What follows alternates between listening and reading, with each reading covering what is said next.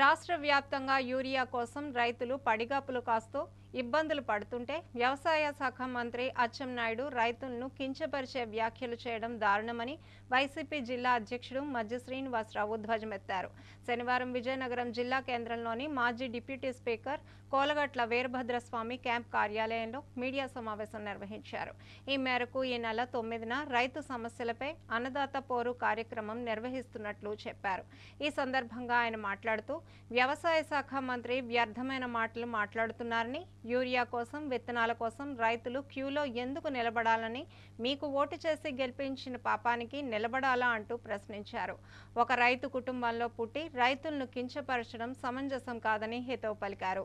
గత వైసీపీ పాలనలో మీ సొంత గ్రామమైన నిమ్మాడలో ఏ ఒక్క రైతైనా ఎరువుల కోసం వేచి చూసి క్యూలో నిలబడిన పరిస్థితులు ఉన్నాయా అంటూ అచ్చెన్నాయుడును ప్రశ్నించారు.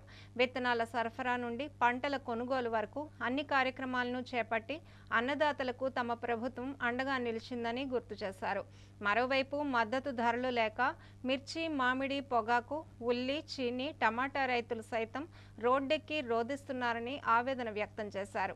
ఈ కార్యక్రమంలో మాజీ డిప్యూటీ స్పీకర్ కోలగట్ల వీరభద్రస్వామి, మాజీ ఎంపీ బెల్లాన చంద్రశేఖర్, మాజీ ఎమ్మెల్యేలు బడుకొండ అప్పలనాయుడు, కడుబండి శ్రీనివాసరావు, ఎమ్మెల్సీ సురేష్ బాబు, ఇతర నియోజకవర్గ నాయకులు, కార్యకర్తలు పాల్గొన్నారు. ఈ 16 మాసాల్లో సూపర్ 6 ఎక్కడుందో ప్రతి క్షణం కూడా ప్రతి నెలల్లో ప్రతి కార్యక్రమానికి పెద్దలు జగన్మోహన్ రెడ్డి గారు మనల్ని రోడ్లకి ధర్నాలు చేయమంటే మన ధర్నాలు చేస్తేనే తూతూ మాత్రంగా కార్యక్రమాలు చేస్తున్నారు. ఏ కార్యక్రమం చేయలేదు కదా. ఈ మధ్యకాలంలో మరి కూటమి నాయకులు అందరూ కలిపి సూపర్ 6 సూపర్ సక్సెస్ అని చెప్పిన ఒక కార్యక్రమాన్ని పెట్టారు. ఎంత దారుణం ఇది. ఇవాళ మన ప్రాంతానికి సంబంధించినటువంటి మా కాన్స్టిట్యున్సీ నుంచే మార్కెట్ చైర్మన్ ఉన్నాడు. ఇవాళ ఈ ఎరువుల కొరత వచ్చిందని అంటే ప్రధానంగా బాధ్యత అయిందే ఆ శాఖకి. ఉత్తరాంధ్రలో ఉన్నటువంటి అచ్చెన్నాయుడు గారు వ్యవసాయ శాఖ మంత్రి, అనుబంధ సంస్థ మార్క్ఫెడ్. పూర్వం రోజుల్లో ఏమిటంటే మార్క్ఫెడ్కి సుమారుగా 50% ఎరువులన్నీ కూడా మార్క్ఫెడ్కి ఇచ్చి దాని ద్వారా మరి గ్రామాల్లో ఉన్నటువంటి మండలాల్లో కాన్స్టిట్యూన్సీలో ఉన్నటువంటి పిఎస్సిఎస్ అన్నిటికి కూడా ఎరువులు పంపించి ఆ ఎరువులన్నీ కూడా రైతులు సకాలంలో అందినట్టుగా పూర్వం రోజుల్లో పెద్దలు రాజశేఖర రెడ్డి గారు కానీ అంతకుముందు చంద్రబాబు నాయుడు పరిపాలనలో కానీ ఆ విధానం ఉండేది. పెద్దలు జగన్మోహన్ రెడ్డి గారు వచ్చిన తర్వాత ఈ వ్యవస్థలో రైతాంగం పడకూడదు. మరి స్వర్గీయ రాజశేఖర రెడ్డి గారు వ్యవసాయం దండగ కాదు పండగ, చంద్రబాబు నాయుడు దండగా అంటే ఈయన పండగ అని చెప్పని వ్యవసాయానికి రైతులకి పెద్దపీట వేశారు. కాబట్టి మరి తండ్రి అడుగుజాడల్లో జగన్మోహన్ రెడ్డి గారు రైతు భరోసా కేంద్రాలు పెట్టి కియోస్కో ద్వారా రైతులకి ఏ ఎరువులు కావాలన్నా విత్తనాలు కావాలన్నా రైతు భరోసా ద్వారా గడిచిన 5 సంవత్సరాలు కూడా ఎటువంటి కొరత ఎక్కడ రైతాంగం ఇబ్బంది పడకుండా రైతాంగం వ్యవసాయం చేసిన మొదలుకొని పండిన పంట గింజ కూడా ప్రతి గింజ కూడా ప్రభుత్వమే కొనుగోలు చేసినటువంటి విధానాన్ని ఆ రోజున మన పార్టీ అధ్యక్షులు జగన్మోహన్ రెడ్డి గారు, మన మాజీ ముఖ్యమంత్రి గారు చేపట్టారు. కాబట్టి గత 5 సంవత్సరాలు గడిచినటువంటి 5 సంవత్సరాల్లో ఇబ్బందులు లేవు. మరి వాళ్ళ ఇబ్బందులు వచ్చి రాష్ట్ర వ్యాప్తంగా రైతులందరూ కూడా గొగ్గోలు పెడుతున్నారంటే వాళ్ళ పక్షాన మనందరం కూడా రేపు ధర్నా చేయవలసిన పరిస్థితి వచ్చిందనంటే దీనికి ఎంత దారుణమైన పరిస్థితులు ఈ రాష్ట్రంలో ఉన్నాయో అని చెప్పి మీ అందరూ కూడా గమనించాలా. ఈ కూటమి ప్రభుత్వం చేయట్లేదని చెప్పని ఈ సందర్భంగా తెలియజేస్తున్నాం. మరి మన నాయకులైనటువంటి పెద్దలు జగన్మోహన్ రెడ్డి గారు జాతీయ పార్టీ అధ్యక్షులు వైసీపీ మరి వారు పిలుపునిచ్చారు. ఆ పిలుపు మేరకు మన పెద్దలైనటువంటి వాళ్ళు రూపకల్పన చేశారు. సుమారుగా ఒక 5,000 మందితో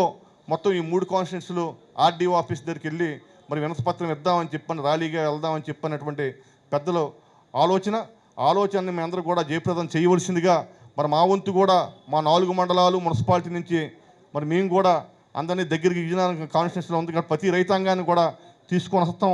అందరినీ రైతుల్ని నాయకులందరినీ కూడా సమన్వయం చేసి మరి ఈ కార్యక్రమానికి మరి మేము కూడా చేదోడు ఓదాడుగా ఉండి మరి రైతుల పక్షాన పార్టీ పిలుపు మేరకు దాన్ని గౌరవించి జయప్రదం చేస్తామని చెప్పని సభాముఖంగా మీకు హామీ ఇస్తూ, ముఖ్యంగా విత్తనాలు, ఎరువుల విషయానికి వచ్చేసరికి ఎరువులు దొరక్క రైతాంగం ఇబ్బంది పడుతున్న పరిస్థితులు గమనించి అనేక సార్లు రాష్ట్ర పార్టీ అధ్యక్షులు, రాష్ట్ర పార్టీ నాయకులు ప్రభుత్వాన్ని హెచ్చరించడం జరిగింది. యూరియా కొరత ఉంది, యూరియా కొరతని అధిగమించండి, రైతులకి అందుబాటులో ఉండే విధంగా ప్రభుత్వం సౌకర్యం కల్పించండి అని చెప్పినప్పటికీ మరి ఇదిగో ఇస్తున్నాం అని అరకొరగా యూరియా సప్లై చేస్తున్న సందర్భంలో మరి ఎన్నిసార్లు హెచ్చరించినా కూడా ప్రభుత్వం స్పందించినందున ప్రతి ఒక్క ఆర్డీఓ ఆఫీస్లో ఆ పరిధిలో ఉన్న నియోజకవర్గ నాయకులు కార్యకర్తలు వెళ్ళి రైతుల సమస్యలు ఆర్డీఓల దృష్టిలో పెట్టి ప్రభుత్వానికి తెలియజేయాలని రాష్ట్ర పార్టీ అధ్యక్షులు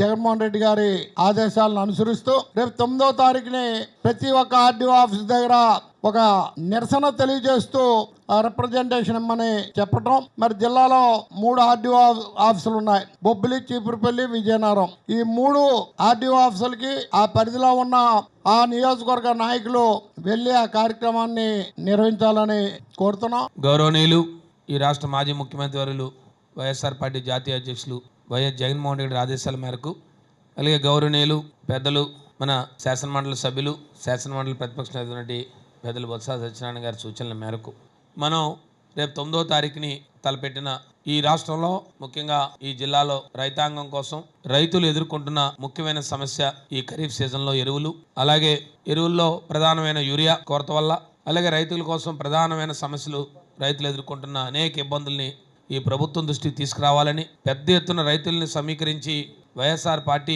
ఈ ప్రభుత్వం మీద దృష్టికి తీసుకురావడానికి ఒక రెవెన్యూ డివిజన్ కార్యాలయానికి వెళ్ళి ఒక మెమరాండం సమర్పించాలని చెప్పి పార్టీ ఆదేశాలు జారీ చేసింది. తదకు అనుగుణంగా మరి ముఖ్యంగా విజయనగరం జిల్లాలో 3 రెవెన్యూ డివిజన్ కార్యాలయాలు ఉన్నాయి. ఒకటి విజయనగరం, బొబ్బిలి, చీపురుపల్లి. మరి విజయనగరం రెవెన్యూ డివిజన్ పరిధిలో ఉన్న శాసనసభ నియోజకవర్గాలు, కొన్ని మండలాలతో ఈరోజు మనం సమావేశం ఏర్పాటు చేసుకున్నాం. ఈ సమావేశం అయిన తర్వాత దీనికి సంబంధించిన పోస్టర్ కూడా పార్టీ చెప్పింది, దాన్ని కూడా పోస్టర్ ఆవిష్కరించే కార్యక్రమాన్ని కూడా ఏదో ప్రతిపక్ష పార్టీ బాధ్యత కదా, మనకి ఎన్నికల్లో ఓటమి చెందాం, మళ్ళీ ఎప్పుడు ఎన్నికలు వచ్చినప్పుడు చూద్దాంలే, ప్రభుత్వం కాదు.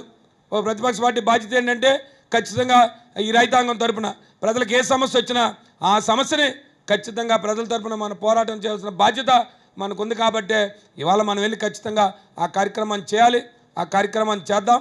ఖచ్చితంగా 9వ తారీఖుని ఏదైతే మనకి ఇచ్చిన ఆదేశాలు ఉన్నాయో దానికి అనుగుణంగా ప్రతి ఒక్కరూ కూడా, ఈ వేదిక ముందు ఉన్న వాళ్ళు కానీ, వేదిక పక్కన ఉన్న వాళ్ళు, వేదిక మీద ఉన్న వాళ్ళు కానీ అందరం కూడా ఖచ్చితంగా ఈ కార్యక్రమాన్ని రైతాంగం తరపున బాధ్యతగా మన అందరం కూడా చేసి ఈ ప్రభుత్వాన్ని తెలియజేయాలి. కేవలం మాటలు చెప్తున్నారు. ఏదైనా అధికార సమావేశం పెడితే కావాల్సిన ఉన్నాయండి అంటారు. ఎక్కడైనా అడిగితే రైతులు వస్తే రైతులు ఒక పక్క క్యూలు తెల్లవారు 4 గంటలకి ఇక ఆఖరి కొట్టుకునే పరిస్థితి. ఇది ప్రభుత్వం కలిగించింది ఏంటంటే రైతుల కోసం, ముఖ్యంగా ఈ ప్రాంతం అంతా కూడా, మన ప్రాంతంలో అందరూ కూడా రైతులు, నిరుపేద రైతులు. ఆనాడు ప్రభుత్వం చూస్తే ఉచిత విద్యుత్ 9 గంటలు ఇచ్చేది, రైతులకు సకాలంలో రుణాలు ఇచ్చేవాళ్ళు, రైతులకు సకాలంలో విత్తనాలు ఇచ్చేవాళ్ళు, రైతులకు రకాలలో వారి పంటని నేరుగా కొని వారి అకౌంట్ లో డబ్బులు జమ చేసే కార్యక్రమాలు చేసేవాళ్ళు. ఇవాళ అలాంటి పరిస్థితి లేదు. కాబట్టి వీటన్నిటిని దృష్టిలో పెట్టుకొని రేపు ఈ కార్యక్రమాన్ని మనం చేయాలని చెప్పి మనందరం కోరుకుంటూ, ఈ కార్యక్రమం చాలా ప్రతిష్టాత్మకంగా తీసుకొని రైతాంగం తరపున, ముఖ్యంగా ఈ జిల్లాలో రైతుల పక్షాన వైఎస్ఆర్ పార్టీ పోరాడుతుంది. వైఎస్ఆర్ పార్టీ రైతుల పక్షాన ఉంది. ఎందుకంటే ఒకసారి గుర్తుపెట్టుకోండి, ఈ పార్టీ రాజశేఖర రెడ్డి గారి నాయకత్వంలో ఇవాళ ఎప్పుడు కూడా రైతే రాజ్యం, రైతు బాగుంటేనే ఈ రాష్ట్రం బాగుంటుంది నమ్మిన వ్యక్తి ఆనాడు కిట్ రాజశేఖర రెడ్డి గారు. తప్పకుండా వైఎస్ఆర్ పార్టీ ప్రజల పక్షాన ఉంటుంది అని చెప్పి తెలియజేయడానికే ఈ కార్యక్రమం పెట్టామని చెప్పి మీ ద్వారా తెలియజేసుకుంటూ, నాకు అవకాశం ఇచ్చిన పెద్దలందరికీ కూడా పేరు పేరున ధన్యవాదాలు తెలియజేసుకుంటూ సెలవు తీసుకుంటా ఉన్నాను.